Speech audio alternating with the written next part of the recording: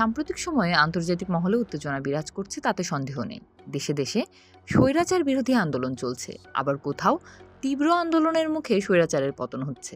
যেখানেই স্বৈরাচারের পতন হয়, তার জোয়ার যেন অন্য দেশের মুক্তিকামী মানুষের মধ্যেও প্রবাহিত হয়। কিন্তু ভেনেজুয়েলায় দেখা গেল ভিন্ন চিত্র। তেল সম্পদের উপর কোনোভাবেই কবজা না করতে পেরে ডোনাল্ড ট্রাম্প যখন প্রেসিডেন্ট নিকোলাস মাদুরোকে সস্ত্রীক তুলে নিয়ে গেলেন, তখন অনেককেই বলতে শোনা গেছে মাদুরো একজন স্বৈরাচারী শাসক ছিলেন, আর এভাবেই তার পতন হলো।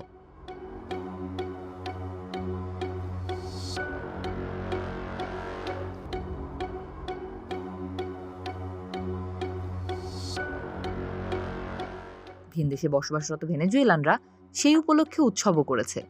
কিন্তু এমন কিছু ঘটনা বাদ দিলে ভেনেজুয়েলা তথা সমগ্র ল্যাটিন আমেরিকা জুড়েই দেখা গেছে ট্রাম্প বিরোধী বিক্ষোভ।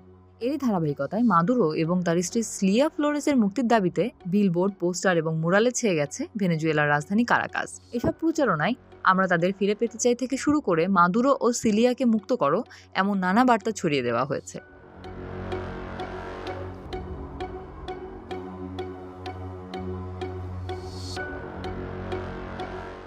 গত ২১ জানুয়ারি একটি মহাসড়কের পাশে মাদুরো ও ফ্লোরেসের একটি বিশাল বিলবোর্ড স্থাপন করতে দেখা যায়। সেখানে স্প্যানিশ ভাষায় যা লেখা ছিল তার অর্থ, আমরা তাদেরকে ফিরে পেতে চাই।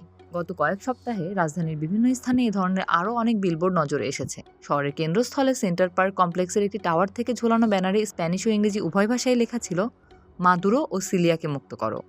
রাস্তার পাশের দেওয়ালগুলোতেও এখন মুরাল, গ্রাফিতি এবং পোস্টারের ছড়াছড়ি। পথচারীরা যখন রাস্তা দিয়ে হেঁটে যাচ্ছেন, তাদের চোখে পড়ছে মাদুরোকে মুক্ত করো এর মতো স্লোগান এবং সেই সাথে bring them back, free Maduro ও ফ্রি সিলিয়ার মতো হ্যাশট্যাগ।